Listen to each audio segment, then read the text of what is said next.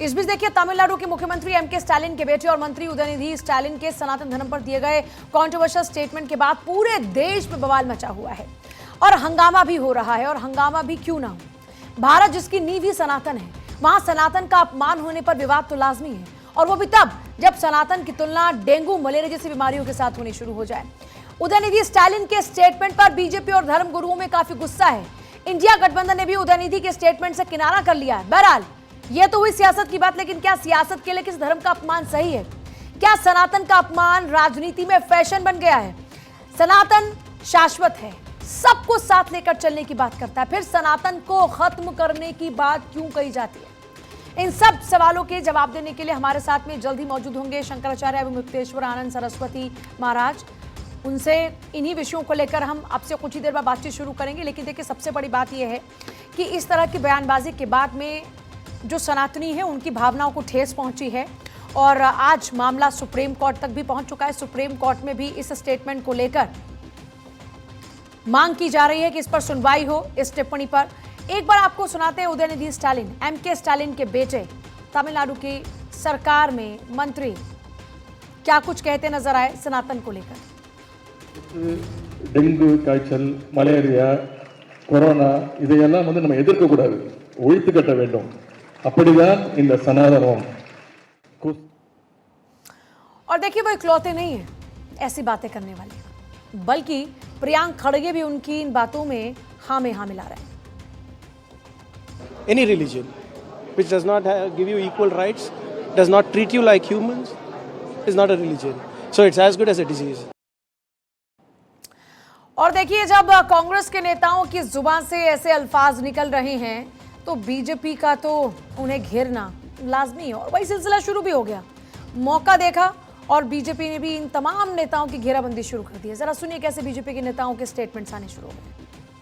मुख्यमंत्री का बेटा वो कह रहे हैं सनातन धर्म को समाप्त कर देना चाहिए। मुझे बताओ भाई, सनातन धर्म को समाप्त करने के लिए आप तैयार हो क्या? इन लोगों ने वोट बैंक की और तुष्टीकरण की राजनीति करने के लिए सनातन धर्म को समाप्त करने की बात की है। हमारी संस्कृति, हमारे इतिहास और सनातन धर्म का अपमान किया है। कि सनातन धर्म के संबंध में डीएमके के जिस नेता ने बोला है, उदयनिधि स्टालिन ने, उनके डीएमके के नेता से पूछा जाना चाहिए कि इसका स्पष्टीकरण उनके पास है कि नहीं है। उन्होंने कहा सनातन धर्म में बिल्कुल समाप्त कर देना चाहिए।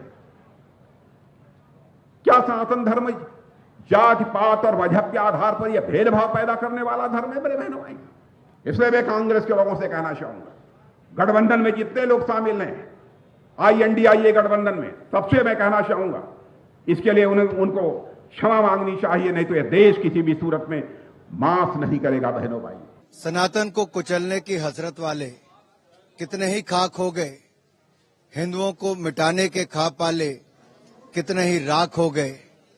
सुनो घमंडिया गठबंधन के घमंडियों, तुम और तुम्हारे मित्र रहे ना रहे, सनातन था, सनातन है और सनातन रहेगा। ये बार बार प्रयास घमंडिया गठबंधन के एक के बाद दूसरे नेता ने किया है।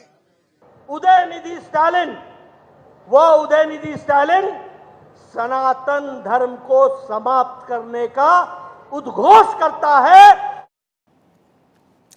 तो सुना आपने, सिलसिलेवार तरीके से बयानबाजी शुरू हो चुकी है और बयानबाजी इस हद तक अब आगे बढ़ती हुई जा रही है कि रुकने का नाम ही नहीं ले रही।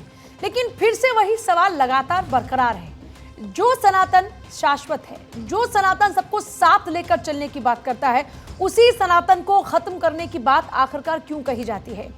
इन्हीं सब सवालों के जवाब देने के लिए अब हमारे साथ जुड़ चुके हैं शंकराचार्य अभिमुक्तेश्वर आनंद सरस्वती महाराज जी। बहुत बहुत स्वागत है आपका भारत 24 पर।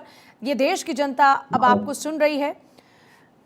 महाराज जी, एक बयान आता है और ये बयान होता है सनातन संस्कृति को लेकर। एमके स्टालिन के बेटे उदयनिधि वो तुलना करते हैं सनातन की डेंगू मलेरिया से, कोरोना से, और कहते हैं जैसे उसे खत्म किया गया वैसे ही सनातन को खत्म करने की जरूरत है। सवाल यह है कि ये नेता सनातन के विरुद्ध जाकर ऐसे बयान क्यों दे रहे हैं? देखिए, राजनीति करने वाले जो लोग हैं वो अपनी राजनीति को चमकाने के लिए धर्म को एक औजार के रूप में प्रयोग में ले आते हैं और इसीलिए उदयनिधि को इस तरह का वक्तव्य देने की जरूरत पड़ी। आज उदयनिधि को कोई नहीं जानता था, उनके इस वक्तव्य से पूरे देश ने उनको कम से कम जान लिया। तो उनका जो मोटिव था, उनका जो उद्देश्य था, उसमें वो सफल हो गए। तो क्या राजनीति में अपमान सनातन का ये फैशन बन चुका है अपने सियासी फायदे के लिए? नहीं, फैशन की बात नहीं है, ये बहुत बड़ा औजार बन गया है। जिसको भी राजनीति चमकानी होती है वो यहीं आता है और आकर के कुछ न कुछ ऐसा बोल करके अपने आप को बहुत बड़ा नेता स्थापित कर लेता है और बाद में फिर जो उसको करना है वही करता है। धर्म से उनका कोई लेना देना नहीं। तो महाराज जी, क्या ये मानकर चलें कि किसी खास वर्ग को खुश करने के लिए ऐसी बयानबाजी दी जाती है और सनातन का बार बार अपमान किया जाता है? आप क्या मानते हैं इस पर? नहीं, दोनों उद्देश्य है। एक तो जो लोग धर्म की राजनीति कर रहे हैं उनको चिढ़ा करके उनको अपने विरुद्ध खड़ा करना, ताकि जैसे ये व्यक्ति जो था ये एक प्रदेश में था, अब केंद्र की सरकार इसके खिलाफ खड़ी हो जाएगी, केंद्र के बड़े बड़े नेता इसके खिलाफ हो जाएंगे, तो ये केंद्रीय स्तर का नेता बन जाएगा। तो बहुत किसी बड़े व्यक्ति के साथ छेड़खानी कर देना तो उसके साथ आपका नाम आने लगेगा, तो आप भी उसी के समानांतर खड़े हो जाएंगे।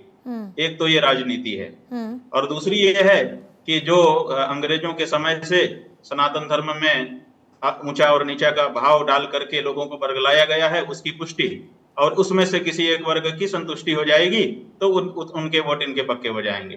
तो दोनों तरफ से इनको लाभ है अपने इस राजनीतिक वक्तव्य से।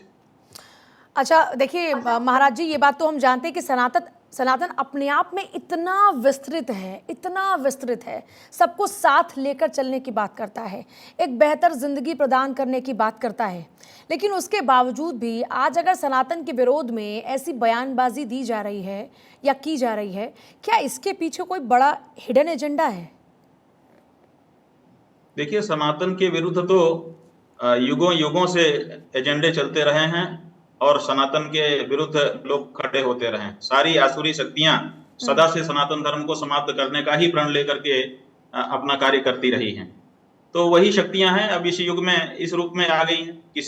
किसी समय जब भगवान श्री कृष्ण का, भगवान राम का अवतार हुआ था, उस समय अलग रूप था उनका, आज इस रूप में आ गई। तो ये आसुरी शक्तियां हैं, सनातन धर्म को समाप्त करने के लिए प्रयास कर रही हैं, लेकिन यही समाप्त हो जाती हैं, सनातन जहां का तहां रह जाता है, क्योंकि सनातन का मतलब ही है सदा रहने वाला, शाश्वत।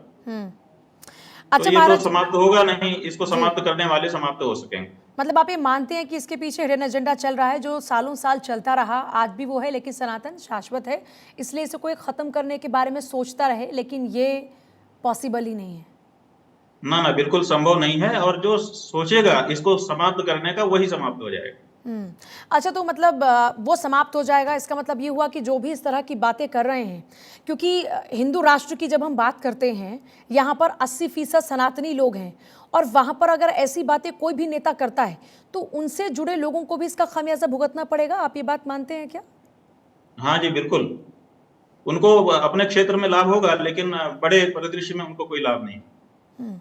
जब सनातन पर इतने हमले हो रहे हैं लगातार, कभी कोई रामचरितमानस को लेकर कुछ कहता है, कभी भगवान को लेकर कोई टीका टिप्पणी करता है, ऐसे माहौल में देश की जनता से आप क्या कहना चाहेंगे जब सनातन पर इतने ताबड़तोड़ हमले हो रहे हैं?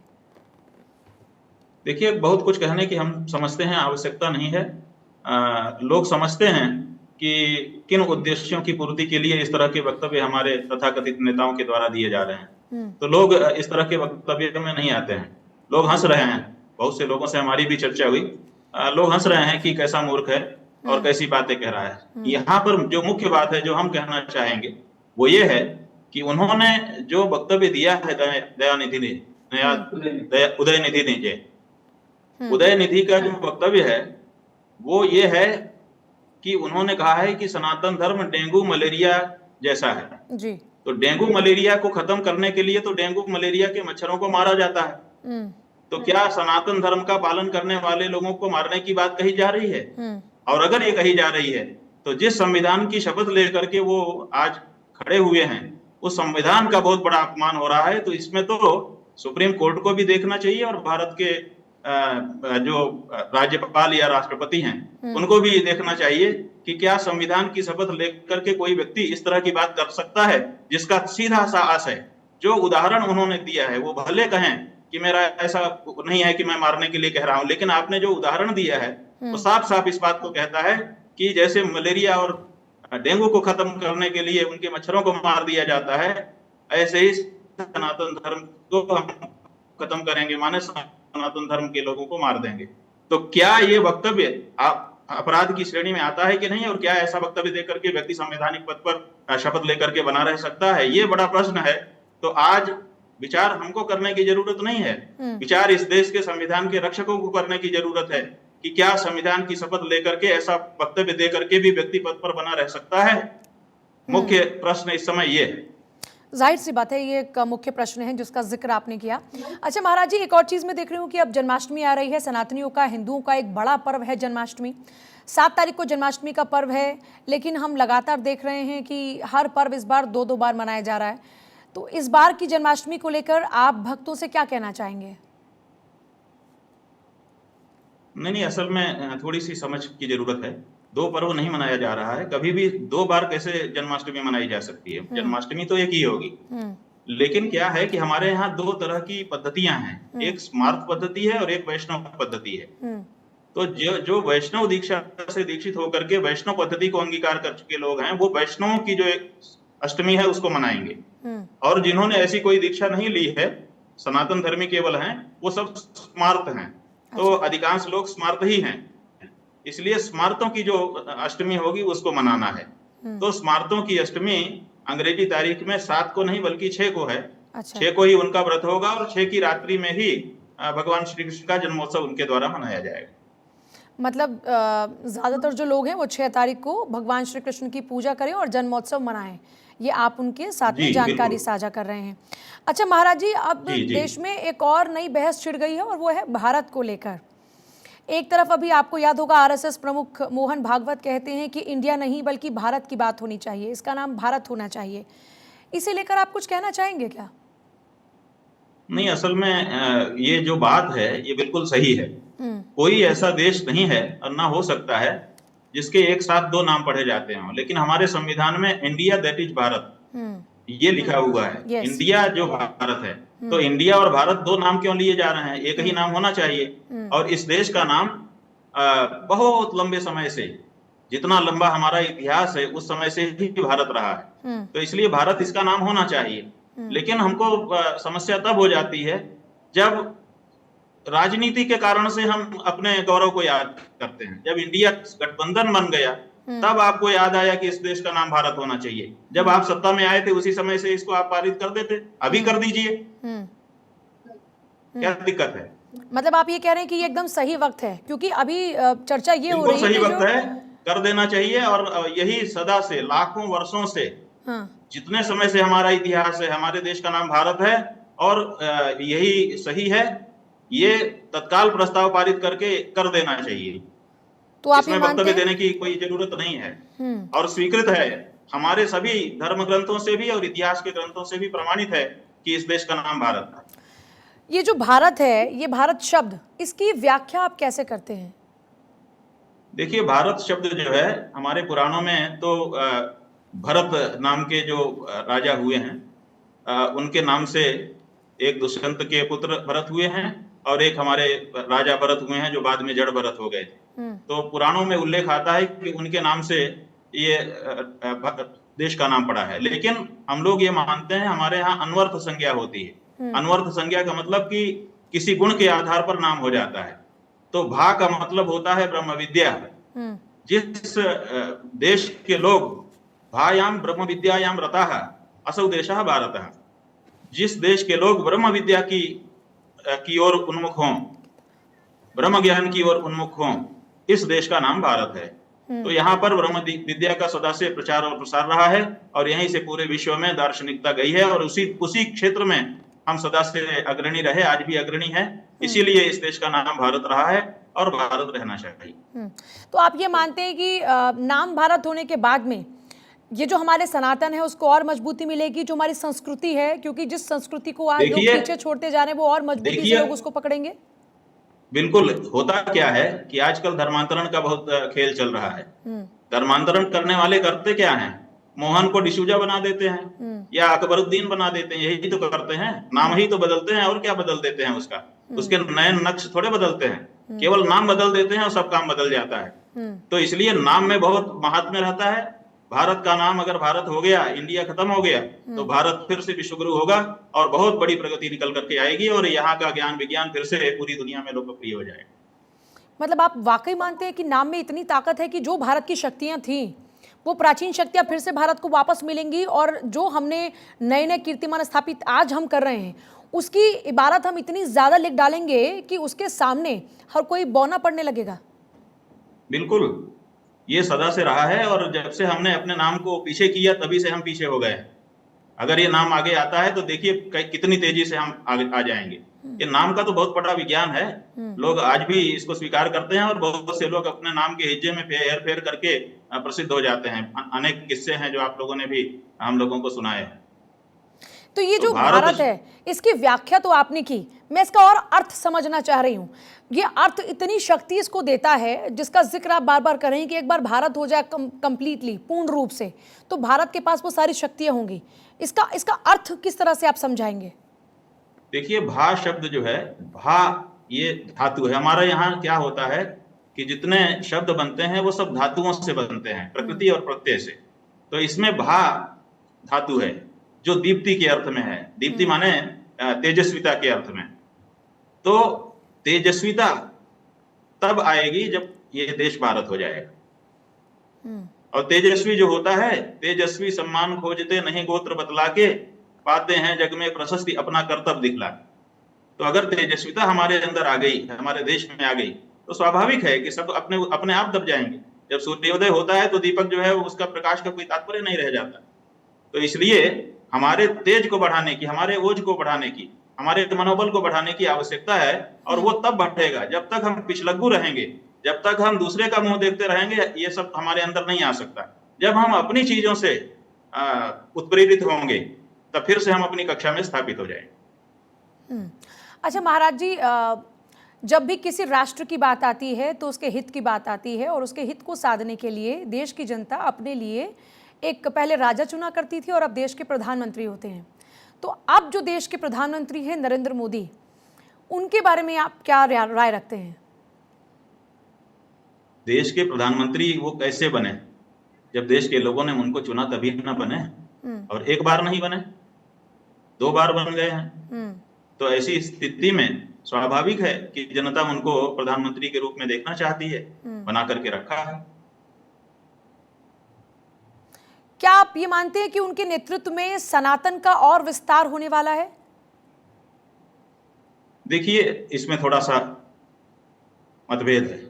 उनकी जो दृष्टि है वो हमारी दृष्टि में पूर्णतया सनातन नहीं है। जैसे उन्होंने मंदिरों का जीर्णोद्धार शुरू किया, काशी में किया, उज्जैन में किया और भी कई जगह कर रहे हैं।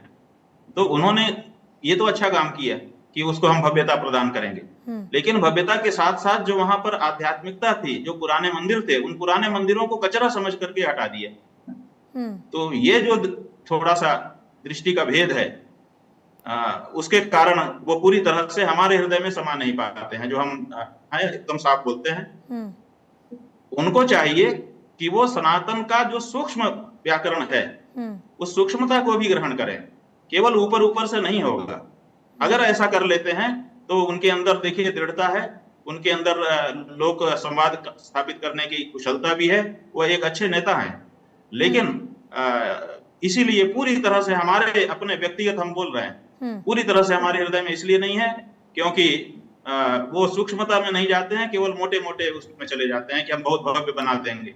भव्य बनाने के लिए आप छोटी छोटी चीजों को भी समाप्त कर दे रहे हैं जो आस्था का केंद्र थी, उसका तो ध्यान रखिए। तो ये हमने एक उदाहरण दिया, इसी तरह की बातें अन्यत्र भी दिखाई देती। थोड़ा सा अगर सूक्ष्मता का विचार उनका आ जाए तो उनसे बढ़िया नेता नहीं होगा। अच्छा, एक और जल्दी से मैं सवाल बस आपसे पूछना चाह रही हूँ, ये जो सनातन को लोग बार बार इस तरह से जिस पर हमला कर रहे हैं, इन लोगों को आखिर में आप क्या कहना चाहेंगे? देखिए, इन लोगों के खिलाफ अगर हम भी मोर्चा खोल देंगे, हम भी जुलूस निकालने लगेंगे, आंदोलन करने लगेंगे, तो हम उनके एजेंडे को पूरा कर रहे हैं, उनको बड़ा नेता बना रहे हैं। इनके खिलाफ कोर्ट में जाना चाहिए, इनके खिलाफ विधानसभाओं में बहुमत जहां पर हो वहां पर प्रस्ताव पारित करना चाहिए, इनकी कटु निंदा करनी चाहिए और इनको आगे से संभल करके बोलने के लिए मजबूर कर देना चाहिए। होना तो ये चाहिए, लेकिन ये नहीं होता है।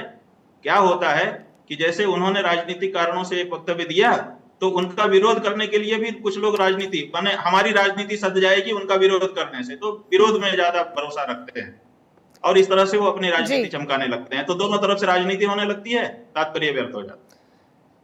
महाराज जी, बहुत शुक्रिया आपका हमसे बातचीत के लिए, भारत 24 को वक्त देने के लिए। हमारे साथ में महाराज जी थे शंकराचार्य, जिन्होंने अपनी बात को रखा और जो लगातार सनातन पर हमले हो रहे हैं उस पर बेबाकी से जवाब देते हुए नसीहत भी दी।